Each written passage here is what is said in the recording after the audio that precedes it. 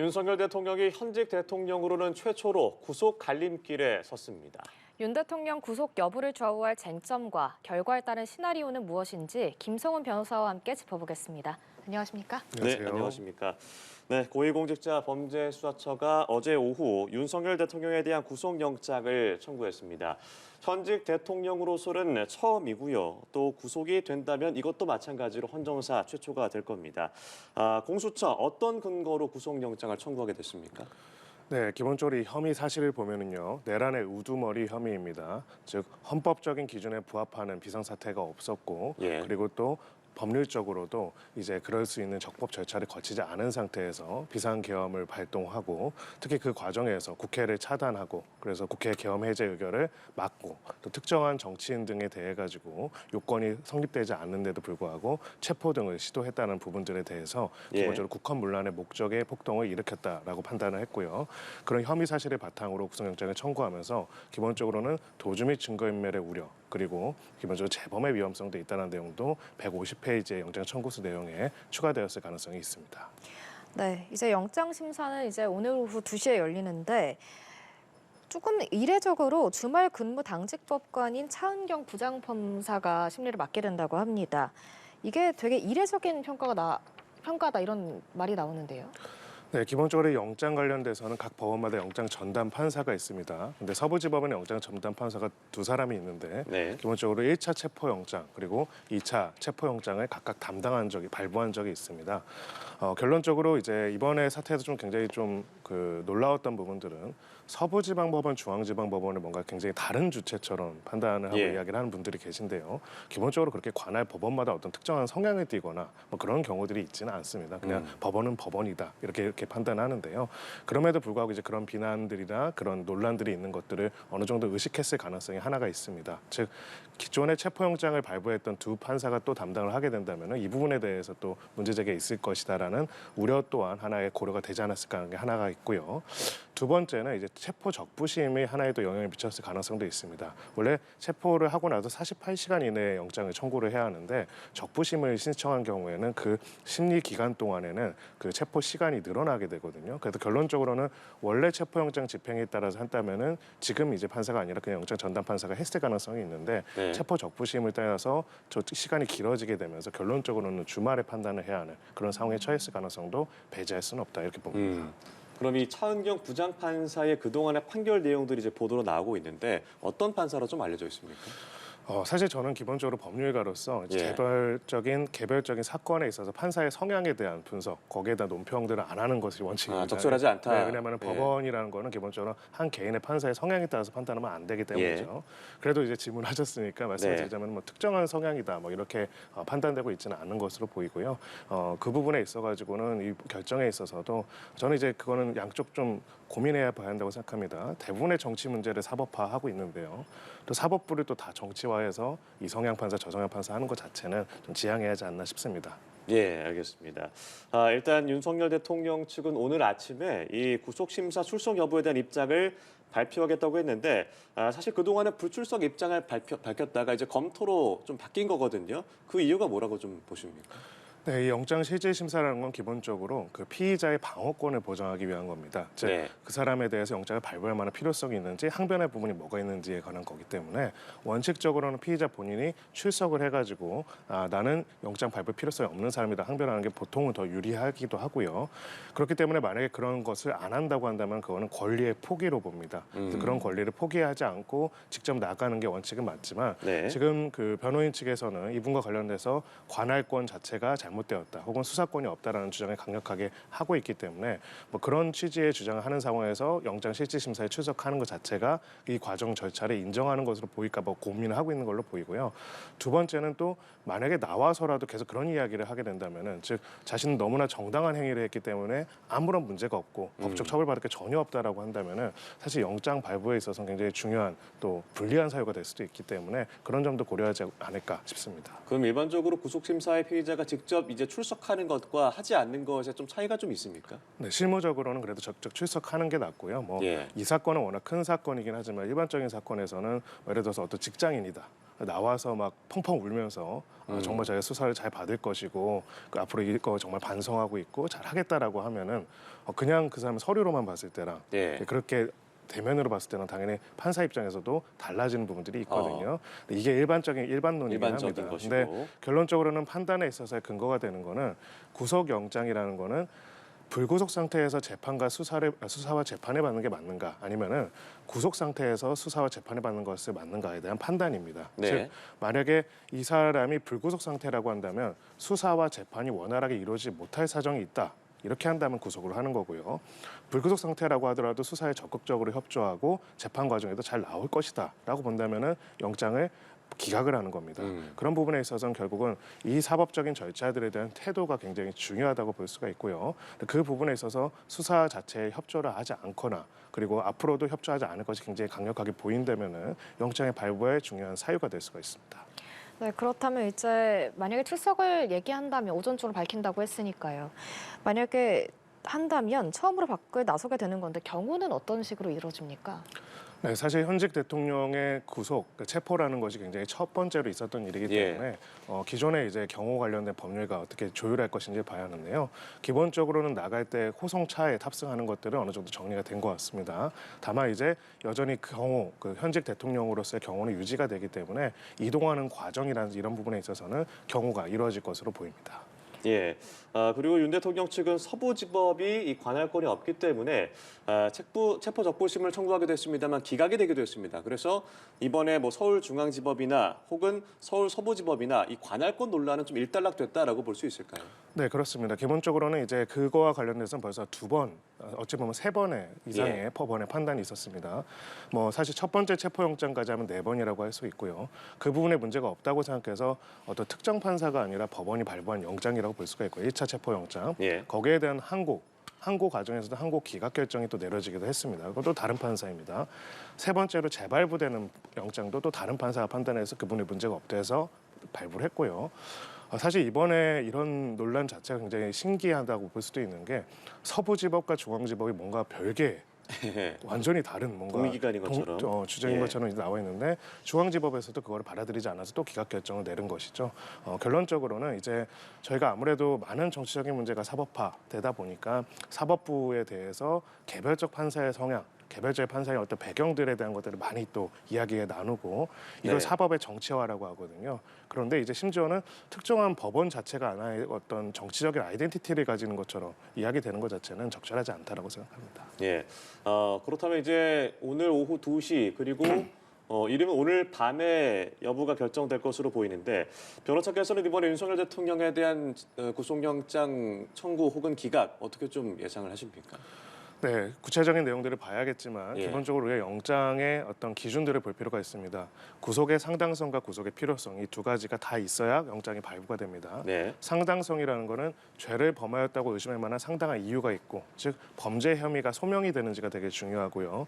그 부분에 있어서는 내란 혐의, 즉 여기서 내란 혐의에서도 좀 더 좁혀보면은 국회의 계엄 해제 의결권을 차단하고자 하는 물리적 조치를 지시했는가 그리고 구체적인 개인 정치인들에 대한 불법적인 체포 등을 지시했는가 그리고 헌법기관으로서의 국회와 선관위를 군사력이나 경찰력으로 점거하고자 하였는가 이런 부분들에 대한 내용들이 가장 중요한 부분이 될 겁니다. 이게 소명이 된다면 구속의 상상성이 인정이 됩니다.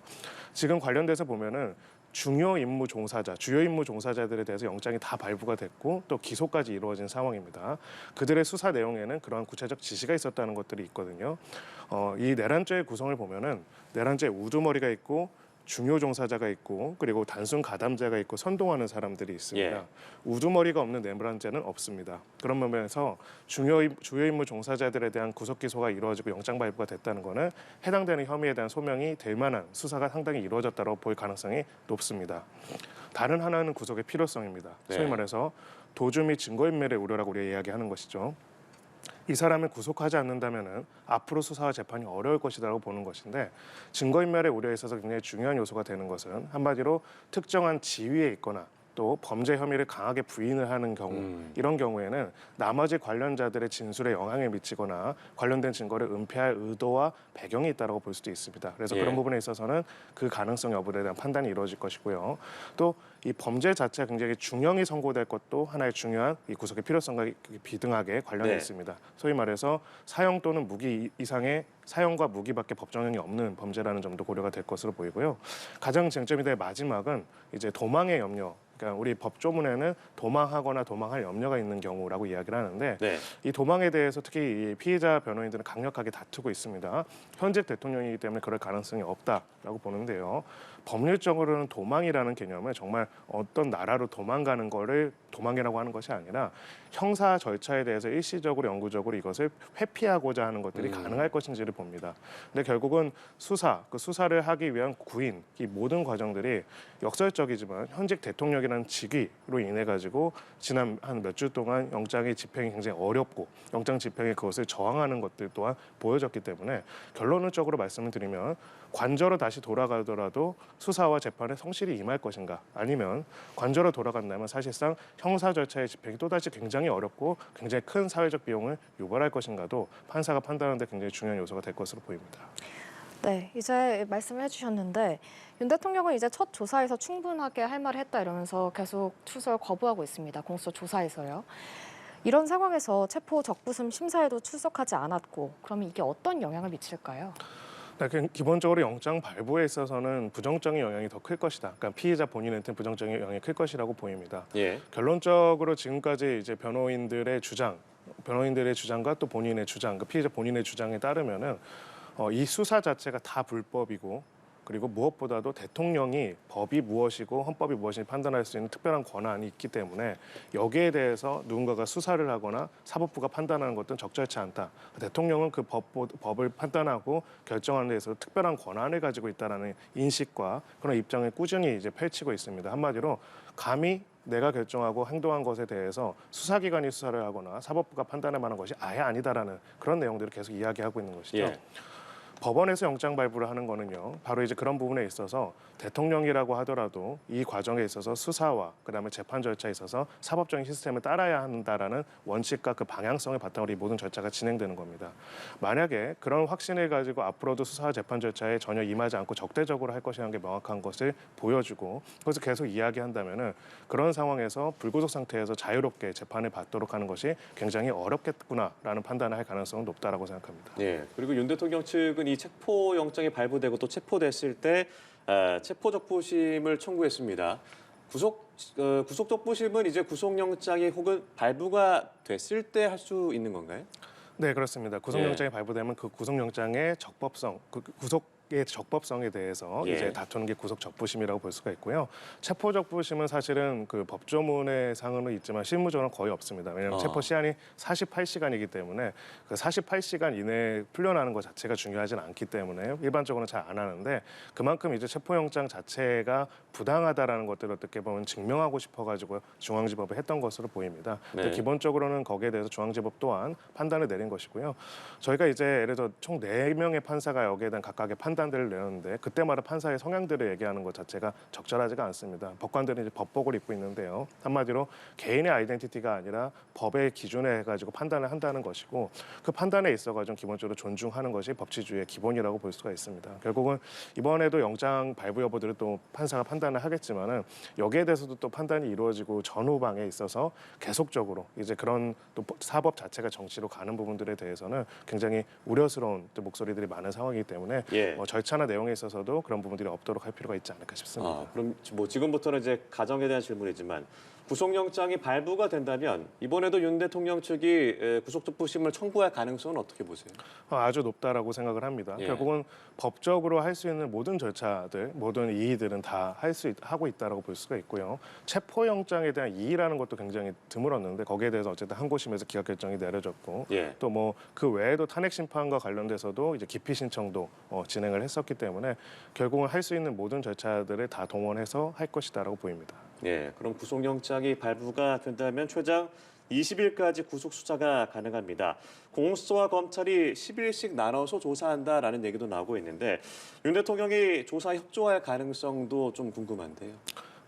지금까지 보여준 태도와 다른 태도가 있지는 않을 것으로 보입니다. 예. 그러니까 소위 말해서 이 형사 사건에서의 피의자로서 적절한 방어권 행사라는 개념보다는 이 사건 자체에 대한 어떤 정치적 아젠다, 정치적인 목소리들을 내놓고 그런 액션들을 하는 것이 좀 더 집중되어 있는 것으로 보여서요.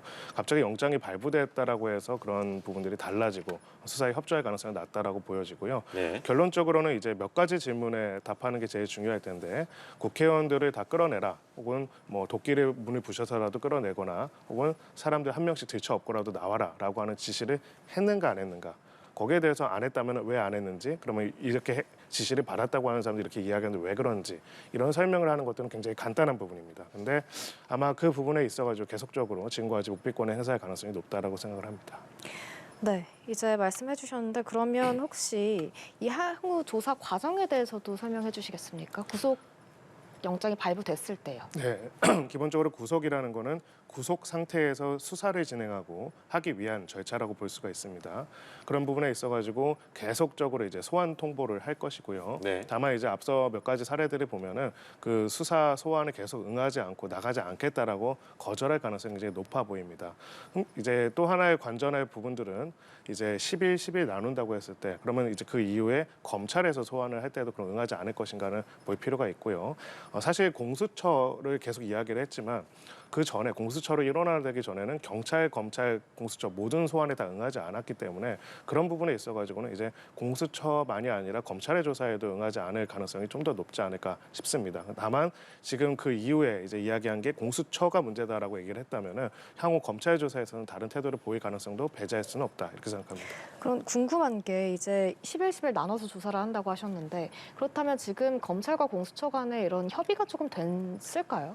네, 그렇게 협의가 돼서 10을 나누겠다라고 이야기한 것으로 보이고요. 네. 이거는 이제 지금 공수처의 등장 이후 그리고 검경 수사권 조정 이후에 일정한 요소가 있기 때문인데요. 공수처에서는 소위 말해서 직권남용죄에 대해서 고위공직자에 대해서 수사하고 기소할 권한을 가지고 있지만은 내란죄에 대해서 수사할 권한은 경찰에게 있습니다. 그럼 경찰이 수사를 하면 또 경찰은 영장 청구와 기소를 할 수 있는 권한은 없습니다. 결론적으로는 그 내용을 바탕으로 검찰이 영장 청구나 기소를 해야 하는 부분인데요. 아마 지금 상황으로 봤을 때는 직권남용과 관련된 부분들은 공수처가 수사를 해서 기소 부분들을 정리를 할 것으로 보이고 예. 내란죄와 관련된 부분은 최종적으로는 검찰이 또 관련된 부분들을 정리해가지고 영장 기간 내에 기소를 할 것으로 보입니다. 예, 그럼 저희가 기각이 될 가능성도 질문을 드려보겠습니다. 기각이 됐을 때는 이제 윤 대통령이 바로 관저로 돌아가는 겁니까? 네, 그렇습니다. 바로 이제 풀려나서 예. 돌아간다고 볼 수가 있고요. 그러면 이제 불구속 상태에서 수사와 재판이 진행될 것이라고 보여집니다. 기각이 됐을 때 수사의 방향은 좀 어떻게 흘러갈 거라고 보세요? 네, 근데 지금 실제로 체포를 한 상황에서도 계속 수사를 거부하고 있는 상황이기 때문에 예. 이제 이 상황에서 만약에 풀려나게 된다고 한다면 앞으로의 수사는 더 이제 거부할 가능성이 높고요. 그런 부분에 있어서는 계속 수사에 불응하고 있는 상황들을 고려해서 바로 기소를 진행하지 않을까 싶습니다. 네, 알겠습니다. 지금까지 김성훈 변호사와 함께 윤석열 대통령의 구속영장 발부 기각 여부 얘기 나눠봤습니다. 고맙습니다.